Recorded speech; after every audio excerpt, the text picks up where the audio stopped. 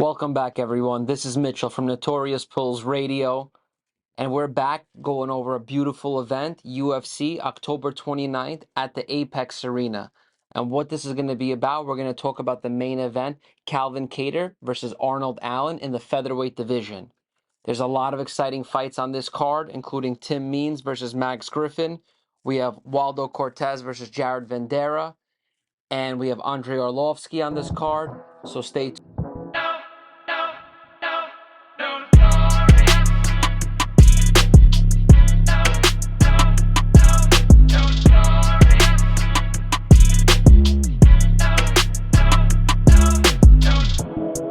So let's start with Calvin Kattar, the number 5th featherweight in the UFC. Obviously, you know his last loss was to Josh Emmett by unanimous decision. But anyone who's been following with this guy's career, he's one of the grittiest, best boxing featherweights in the UFC. His opponent, Arnold Allen, ranked number 6th, aka Almighty, 18-1, 9-0 in the UFC. And a lot of people might not know who he is, but there's a reason why he's fighting Calvin Kattar. Because it's only a matter of time until he's going to get a chance to fight for the title. So here we go. Calvin Kattar, 23-6, is actually the underdog at a plus 100 for this fight. And we have Arnold Allen as the favorite at a minus 120. So the matchmakers have this really close between these two featherweights. As you know, Calvin Kattar's last loss was to Josh Emmett, which was a 3-round fight, 5 rounds. And his last fight was with Giga, and that was an unbelievable performance. Obviously, you know, there was a point where they gave Max Holloway to Calvin Kattar, and Calvin Kattar took a really, really big beating that fight. But his resume is far more exciting than Arnold's. He's fought Zabit in Moscow. He KO'd Jeremy Stevens. He beat Dan Ige, even though he lost to Max Holloway by decision. This man has not been taken out in the UFC. He goes the full fight, 3 rounds, 5 rounds, whatever it is. He is very, very hard to put away. Obviously, he beat Giga, and his last fight he lost to Josh Emmett. Now let's go over to Arnold Allen. His last win was in a spectacular fashion against Dan Hooker, who tried to come down from lightweight to featherweight and make his featherweight debut against a highly, highly ranked featherweight. He was unsuccessful. He beat Sodiq Yusuff. He beat Nick Lentz. He beat Gilbert Melendez, and he beat Jordan Rinaldi. He is 9-0 in the UFC. He is overall very well-rounded featherweight. His name is not resonating with the casual fan base, but I'm telling you, the people who follow UFC, they know this is the guy in the featherweight division who is knocking for that title shot. But he has Calvin Kattar in his way Saturday night, and I truly believe that Kattar is going to stop this kid. Just like you seen last week when they gave Sean Brady Bilal Muhammad. I truly believe that when it comes to experience, that's going to play the biggest factor Saturday night. Calvin Kattar has just been in the octagon with too many talented veterans and some of former world champions who are not able to put him away. I truly believe that Arnold Allen will grow from this, but I don't think he has enough to take the New England Cartel and Calvin Kattar. So I really want you guys to focus in. I love these fight nights. They might be not the pay-per-view cards. We just came off one of the biggest pay-per-view cards with Islam Makhachev.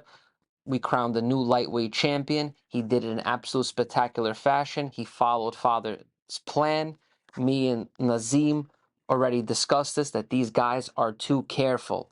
They are way too careful in their camps, and they have amazing attention to detail. So I know we had a beautiful fight card last week, but this week I really, guys, want you to stay tuned. These are going to be a lot of finishes. Let's go to our co-main event. We have Tim Dirty Bird Means welterweight match versus Max Griffin. And what I really love about this fight, these are two fantastic veterans in the UFC.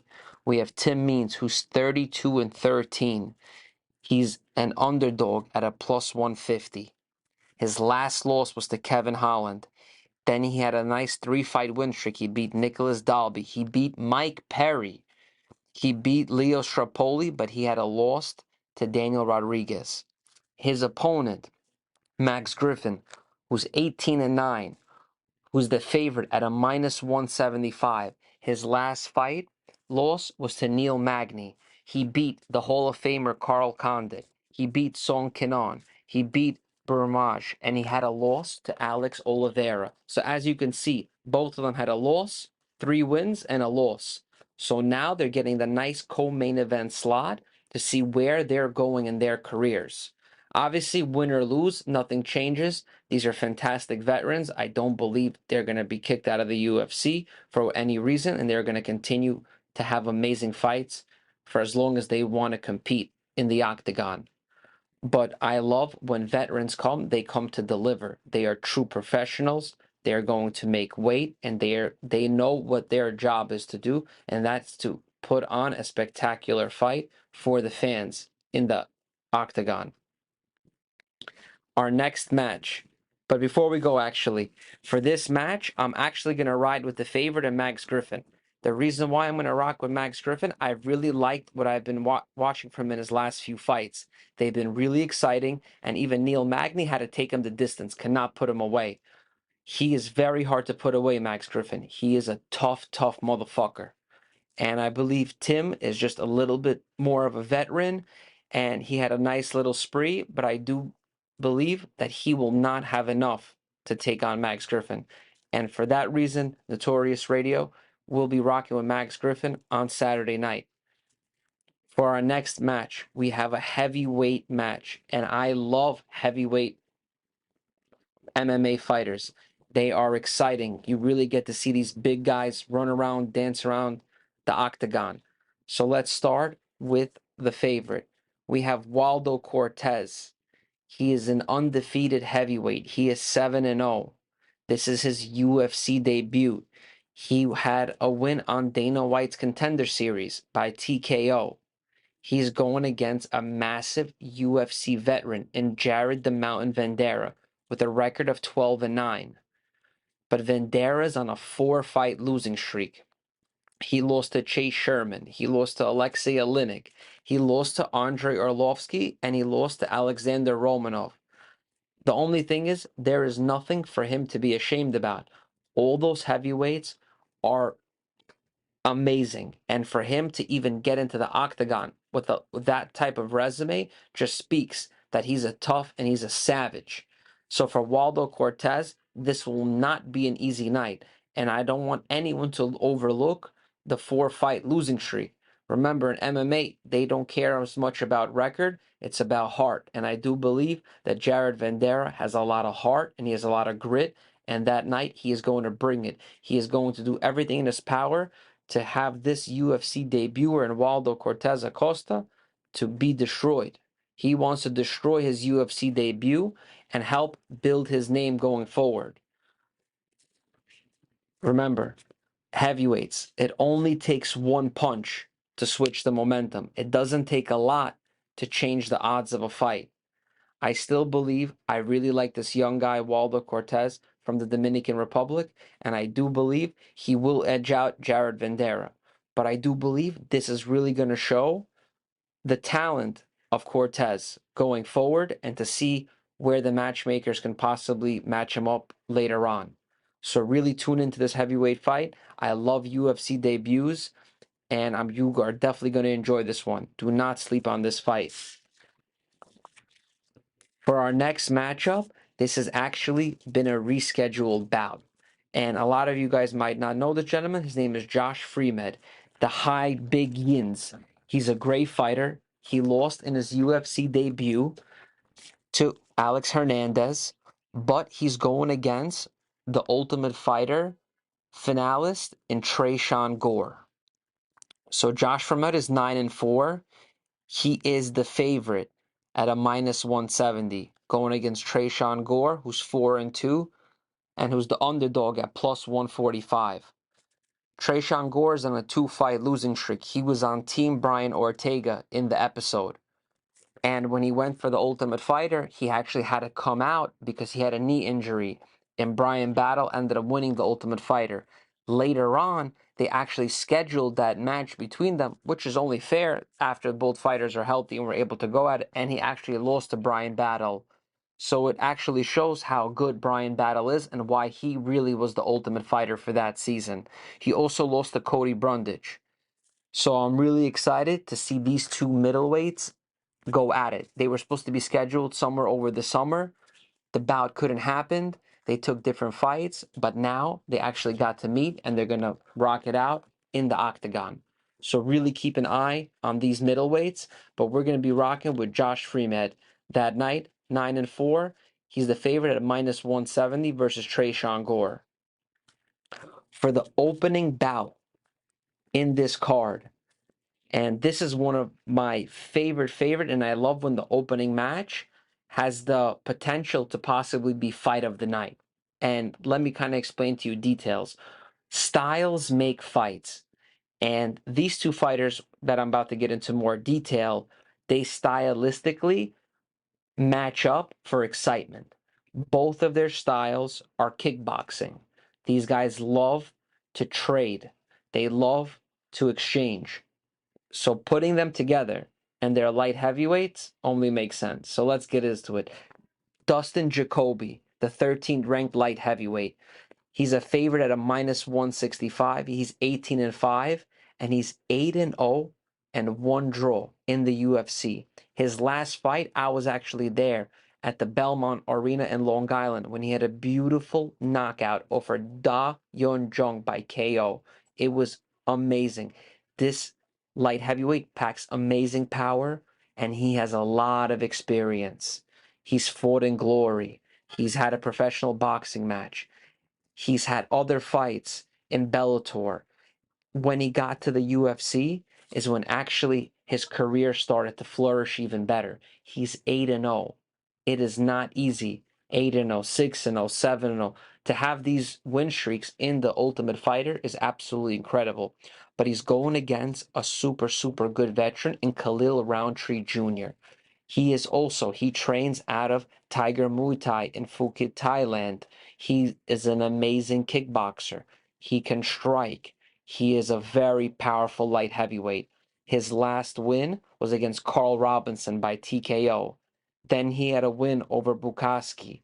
He had two losses, and he beat Eric Anders. He's 11-5, and he's in the underdog at a plus 140. He's also a southpaw, so I cannot wait to see an orthodox and a southpaw kickboxer actually exchange in the ring. It's going to be really exciting, and this one is not going to the judges' decisions.